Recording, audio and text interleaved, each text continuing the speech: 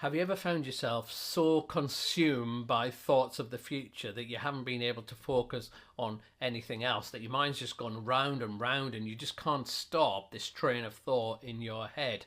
Well, today we're going to look at a very simple technique that you can use that's going to set you free from stressing about the future and from worrying and just give you peace to live in the moment. And it comes from an experience that I had when I was moving house and looking at jobs, and my brain was just all over the place. Anyway, I'm sure that you're going to find this super helpful. Welcome to A Little Nudge. My name is Derek, and for the last 3 decades I've been helping people dive into their faith and relate it to their ordinary everyday life. And in these videos I'm just giving you tools and little nudges that are helping you to live a more meaningful and a deeper life. Have you ever caught yourself lying awake at night thinking about a situation that might happen tomorrow? Maybe it's like a job interview you've got, or a difficult conversation with a colleague, or maybe there's like a financial thing that you're worried about, and you lie awake at night, and what your mind does, it's going 10 to the dozen, and it's trying to work out all the different scenarios and what you'll do if this happens and what happens if this happens, and sometimes it can play out lots of situations and into the future as well. And it's the thing with our brains is they don't cope very well with uncertainty. I don't know if you've noticed that. I remember in my previous job, when I decided that it was time for me to look for a new job, I was living in a very small town, and so there wasn't really a lot of jobs in that town for me once I decided to move on. And so I started to look at lots of different opportunities, and I started to look at jobs that were a bit further away and I'd have to drive there. I was trying to work out how far the commute was and whether it was worth it. I'd start to look at more national kind of jobs that would be maybe based online, and I'd do a lot of traveling, but most of it would be online at home. And then I'd look at other jobs that might be in another city, and that involved me moving. And then I think, well, if I moved there, would I rent my house, or would I sell up and then move? Would I rent first and see how it went, and then I'd come back, and then I would see another job online and I think, oh, do I want to apply for that one? If I do apply for it, what would be the interview? And constantly through that whole season of looking for jobs, my brain would just be creating scenarios, examining all the different scenarios, and it would just be absolutely exhausting. And that's what uncertainty does. It generates so much worry, so much thinking and planning, and most of it we can't do anything about. And there's a cliche that is so cliched that you probably never even thought about how it really impacts our lives. But I wonder if you've heard this phrase before: we'll cross that bridge when we come to it. If anyone has ever said that to you, you probably found it really annoying. But I want you just to think about that idea for a second, that we'll cross that bridge when we come to it. And the problem that in our mind, what our mind does when it faces uncertainty, it goes into worry mode. And what it tries to do is imagine all the different bridges that we might arrive at to cross. And one of the problems with that is that we can't even imagine all the bridges. There's some unknown bridges that we might face that we haven't even factored into our scenario. And a lot of the bridges, it's not just like we don't know what bridge it is. Some of the bridges don't even exist yet. You know, when I was looking for jobs, some of the jobs I might apply for, hadn't even gone out to advert yet, and I might apply for them in a few months' time. And so when we try to imagine all the different bridges that we might cross, our brain can't even imagine them all, because there's more than that. And then the second thing that kind of goes on is we imagine crossing the bridge. So we imagine all the bridges that might exist, and then we imagine crossing the bridge and how we will cross the bridge. But I mean, forgive me for stating the obvious here. You can't cross the bridge until you're at the bridge. And so our mind plays all sorts of tricks and scenarios, and we think through how we would cross the bridge. But in most situations, that's kind of completely useless, because you can't cross the bridge until you're there. It's like as a human being, you are constrained to the current moment. And we have part of us that worries, that's desperate to kind of get into the future. That's why we spend so much of our time fearing the future, worrying for the future.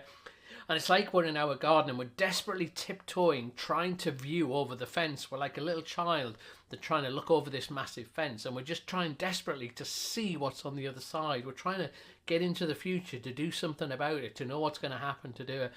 But actually, as a human being, I mean, God's eternal, God's in all time, but us, all we have is this current moment. We're limited by it.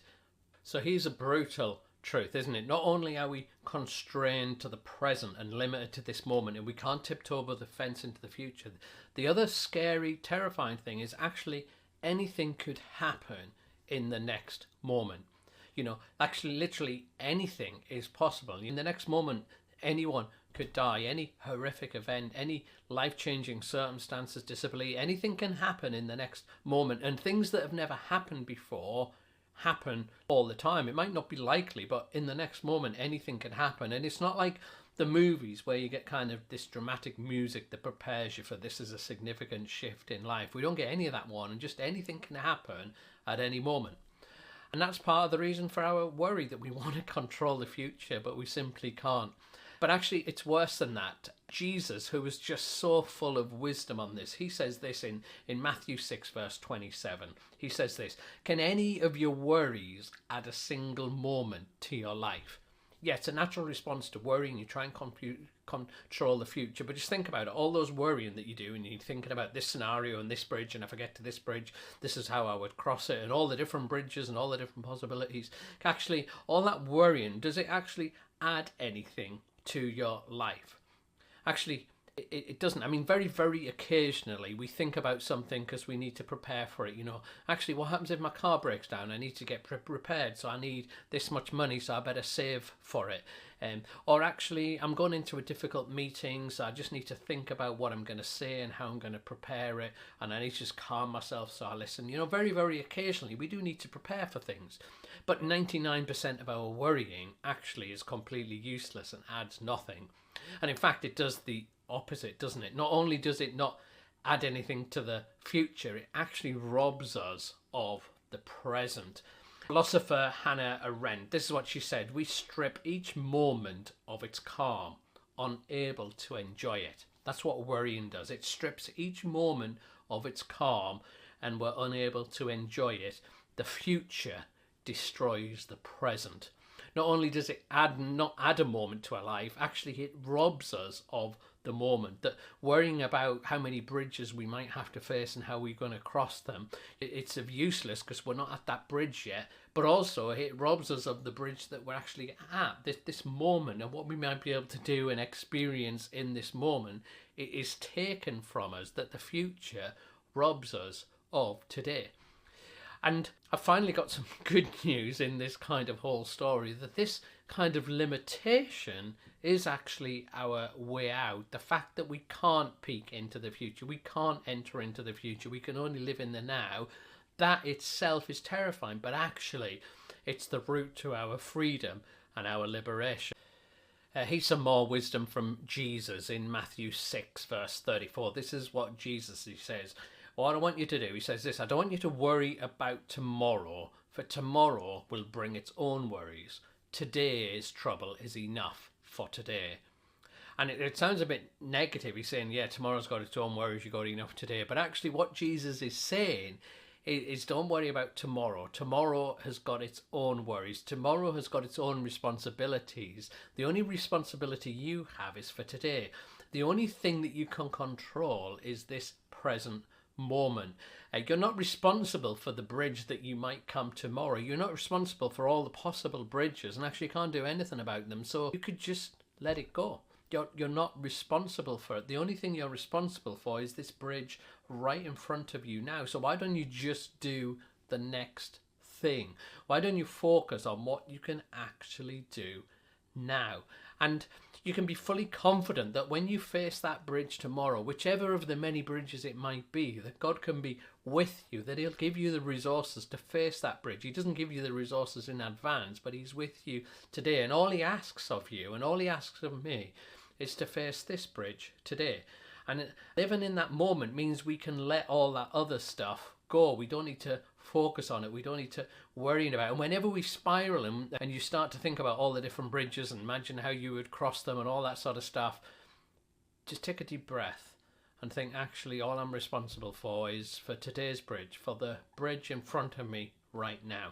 And I can have confidence that God will be with me to face whatever bridge I'll have before me tomorrow.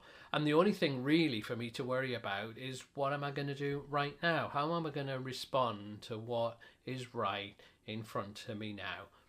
You don't really need to worry about anything else. And if you feel that life is spinning out of control, you might want to check out this video next. You know, when life spins out of control, here's what you need to know. It's kind of a foundational truth that will give you a bit more freedom.